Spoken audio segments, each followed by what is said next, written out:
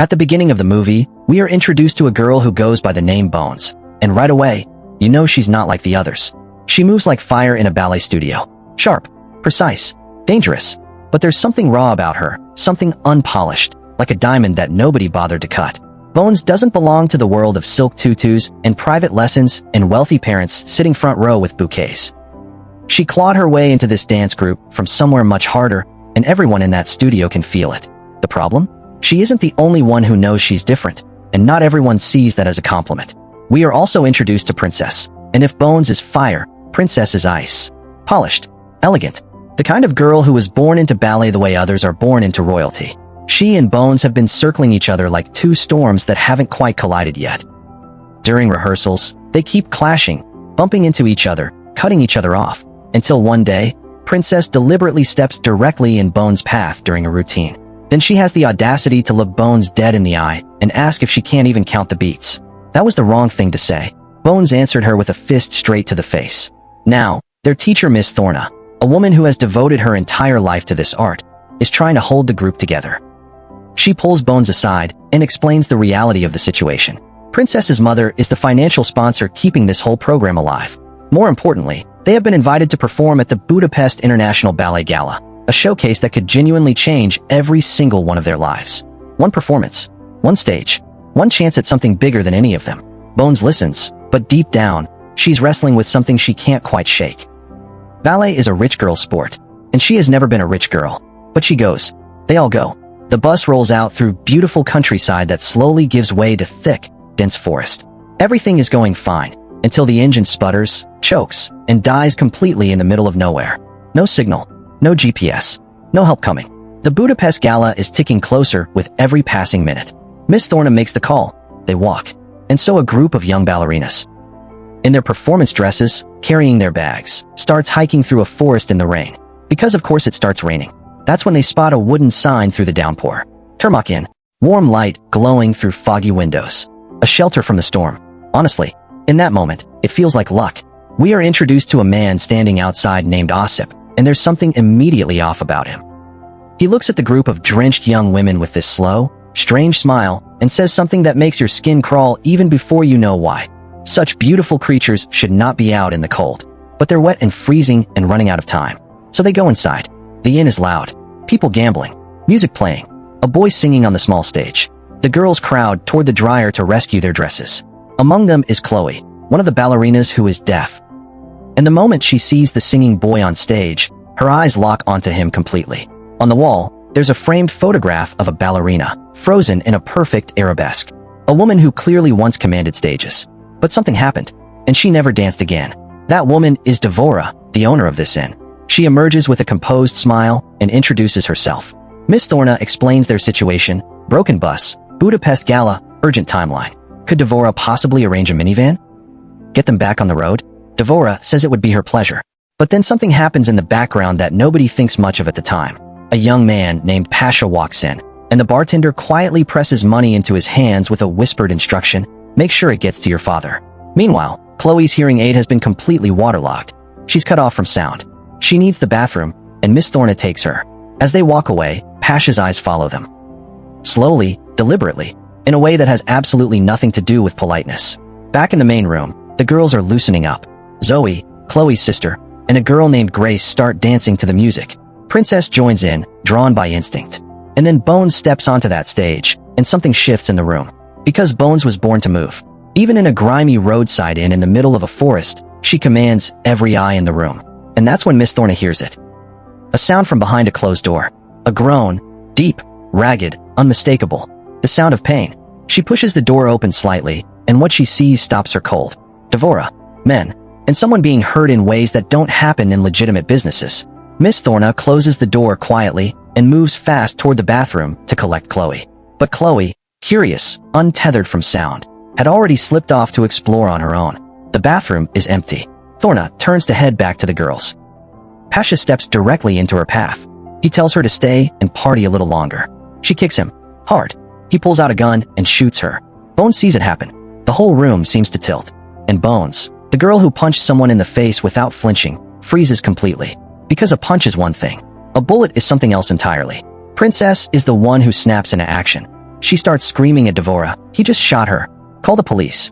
And she's screaming at Bones too. Snap out of it. Devora moves through the chaos with an eerie calm. She tells Ossip to take the girls to the safe room. Smiles. Promises everything will be handled. Promises they'll be okay. They won't be okay. The ballerinas are herded downstairs. Bones tries to run, but doesn't get far. Downstairs, the walls are cold and the door locks behind them. Chloe, still wandering somewhere in the inn, ends up in front of the singing boy. She tells him she's deaf. He responds in sign language. You're pretty. And Chloe, who has no idea her teacher just got shot upstairs and her friends are now prisoners, walks off with him like it's the most normal evening in the world. Meanwhile, Grace is having a crisis. She can barely breathe. Ossip hands her a piece of candy to calm her down. It is not candy. Upstairs, Pasha is telling Devora exactly what he thinks should happen to these girls. Cut out their tongues. Slit their throats.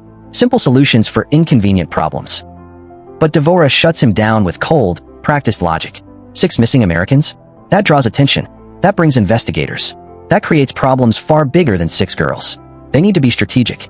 And strategy, she tells him, comes at a price. Pasha doesn't like being corrected. He threatens to call his father. And here's where it gets interesting, because Devora doesn't flinch. She tells him to go ahead. She's been paying his father for years, a debt carried over from her own father's name. And she has every second of Pasha's shooting on CCTV. As of today, that debt ends. If his father wants money, he can come collect it from her himself. Pasha has just realized he stepped into something much more complicated than he thought. Downstairs, a woman named Sona is interrogating Grace about who knows the group is here. Bones tells Grace to say nothing. But Grace is no longer entirely in control of herself. Whatever was in that candy is working fast. She blurts out the truth. Nobody knows. Nobody. Devora gets the answer she needed. She orders all their passports and belongings burned. Every trace. Every connection to the outside world. Gone. Then Devora calls a doctor. Not a doctor for Miss Thorna. Not a doctor for the girls. A doctor for what comes next. Before we find out what that means, stop right there for a second. If you're watching this video and you haven't subscribed yet, you are literally watching a channel that breaks down movies like this every single week, and you're doing it for free without giving us anything in return. Hit that subscribe button right now. It takes 2 seconds. And if you've made it this far, you clearly have good taste, so join the family. Now back to the movie. Bones, tied up in the basement room, is not the type to wait for rescue. She works her hands loose from the rope. Quiet, patient, focused. She whispers to Grace, who is now fully hallucinating, that she needs to purge whatever they gave her. This leads to one of the most unglamorous moments in any ballet movie ever made as Grace throws up directly into Bones' hands. But it works. Then they hear footsteps. Ossip comes in and locks the door. He leans down toward Grace with a smile that makes every hair stand up. He calls her a little swan, says he has a thing for little birds. Bones reaches up and pulls a hairpin from her hair. What follows is chaos. Grace, mid-hallucination, sees something that isn't Ossip standing over her, something much worse. The fear sends her screaming. Bones drives the hairpin directly into Ossip's eye. He roars. They crash through the wall and tumble into the room where Princess and Zoe are held. Ossip slams Bones onto the floor with terrifying force. He grabs her leg and tells her, taunting, savoring it, that her dancing days are over. Ballerina. Then Grace, still half inside her hallucination, hurls something at him like a weapon. The distraction is all Bones needs. One kick. He stumbles backward, and a sharp bedside pole ends Ossip right there. The room goes quiet.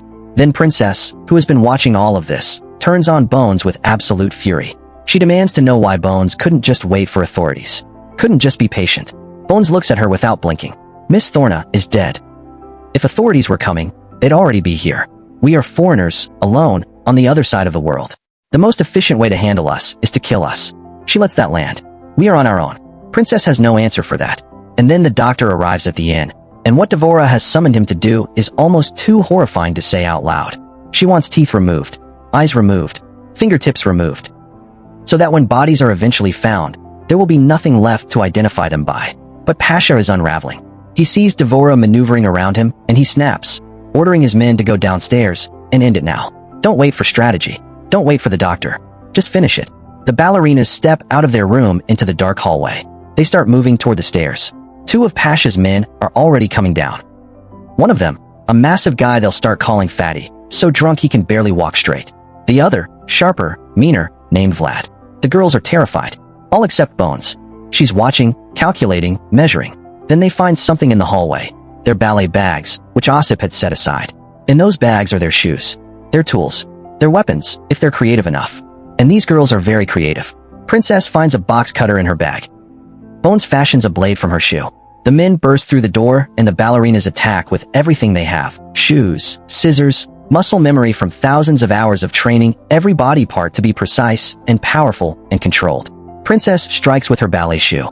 Bones fights Vlad with terrifying efficiency.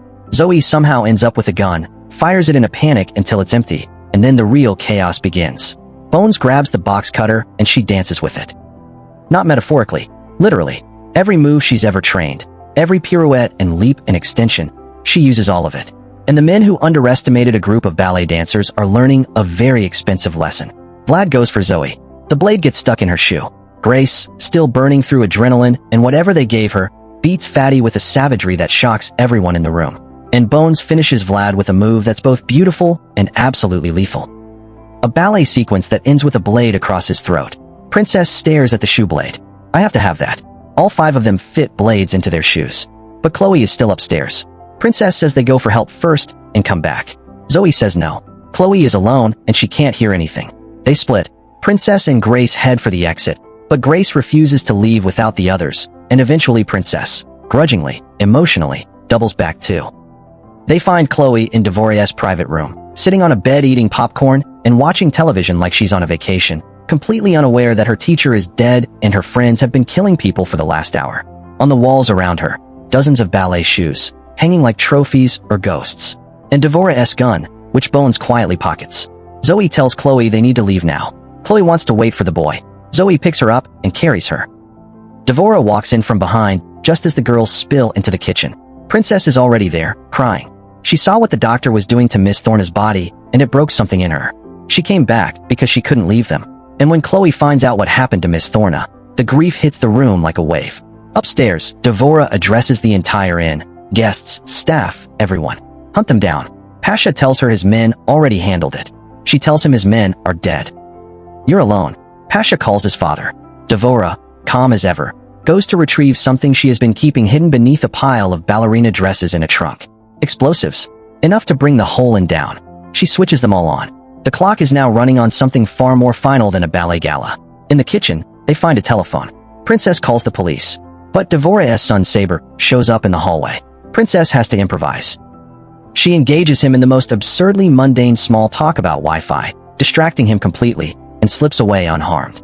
But the image of what was happening to Miss Thorna's body follows her like a shadow. Then all of it explodes at once. Men flooding in from every direction. The girls hit the main hall. Surrounded. Nowhere to run. So they dance. It is one of the most extraordinary scenes you'll watch this year. 5 trained ballerinas, in bloodstained performance dresses, fighting their way through a room full of armed men using choreography as combat. Shoe blades and hammers spinning through the air. Leaps that end in strikes. Extensions that open into takedowns. Princess and Bones fight back to back like they've been partners their whole lives. The boy tries to grab Zoe. Chloe, who has been slashing through men with a broken bottle, because of course she has. Cuts right across the room, stands in front of him, and tells him in the clearest possible terms that he is no longer cute. They spot a window. Freedom. They start climbing through, but Saber grabs Princess. Sona appears with a gun and fires. Saber drops. Bones takes the gun. You go first, she tells Princess. And the moment Princess is through the window, Dvoria appears. Your gun is dry. She blocks Bones' attack with her prosthetic leg, because Dvoria does not have a real leg. She lost it. And what she says next is the most important thing in this entire story. Pasha emerges from hiding and grabs Bones from behind. Dvoria, without hesitation, shoots Pasha in the leg. Not because she has mercy for Bones, but because that leg that was taken from her. It was his father's doing that. Dvoria ties Bones to a chair and begins to talk. And as Bones listens, so do we. Dvoria was a ballerina. She was going to make her debut on a stage in front of thousands of people. The queen herself was going to be in attendance. But her father had borrowed money from the wrong man, a man named Lothar. And when the debt came due, Lothar didn't take her father's leg. He took Dvoria. He took her future. He took her stage. The inn. The gambling. The violence. All of it. Every terrible thing Dvoria has ever done has been building toward one moment. She kept Lothar's son Pasha close, waiting, collecting leverage. And now Lothar is on his way here, responding to his son's phone call, walking straight into what Dvoria has been preparing for years. She puts on her ballerina dress. One last dance. The doctor turns to Bones and picks up his tools. He tells her that all her struggling looks ridiculous. Bones looks back at him with something close to a smile. She tells him her toenails break all the time. She peels them off herself. She tapes her feet and dances on bloody stumps because that's what ballerinas do. He slaps her across the face. And then the door crashes open. Princess, who found a sword on her way through the inn because this movie has fully committed, cuts the doctor away from Bones and frees her. Pasha limps in behind. Princess kicks him too, because at this point, why not? Outside, the other girls see Lothar's convoy arriving. Armed men, vehicles, the kind of force that ends situations permanently. They have to go back inside. And then they see the blinking explosives wired to every wall and beam of the Termach Inn and realize, this building is about to become a crater. They find Devora standing in the main room, detonator in hand, waiting. Give me that bastard. The girls tell her they understand her. They are ballerinas too. Give them the chance she never had. Bones makes the call. She knows what Lothar did to this woman. She grabs Pasha and throws him at Devora's feet. Outside, Lothar's men open fire. Devora forces Pasha to order them to stop. Then she turns to the girls one last time. Run. They run. Behind them, Devora's voice fills the inn as she speaks to the man who stole everything from her. She was supposed to dance in front of thousands. The queen was going to be there. She was going to be magnificent. The explosion is massive. The girls make it out. Barely. Covered in blood, breathing hard, alive. They find bicycles on the road and they ride. Through the forest, through the dark, all the way to the hotel in Budapest where the gala is waiting. They walk in and they don't change. They don't clean up. They don't explain themselves to the confused staff or the stunned audience. They perform in their blood-stained dresses. And they dedicate every single step to Miss Thorna. The girls who were once divided, Bones and Princess, fighting over counts and space, and who belonged, move together like they've always been a team. Because in the Termach Inn, they became exactly that. At the end of the movie, as the music swells and the curtain falls, we're left with something that's hard to shake. A group of young women who survived not because someone rescued them, but because they were already trained to do the hardest thing imaginable, to keep going when every part of you is broken. That's the full story, and honestly, if a movie about ballerinas with shoe blades doesn't deserve a comment, I don't know what does. Drop something in the comments below. Would you have made it out of that inn? Which girl do you think carried the team? Let's talk about it. And if you watch this entire breakdown without subscribing, come on. You know you like this. You know you want more. Hit that subscribe button right now and turn on the notification bell so you never miss another breakdown like this one. We do this every week, and trust me, you do not want to be the person who finds out about it too late. See you in the next one.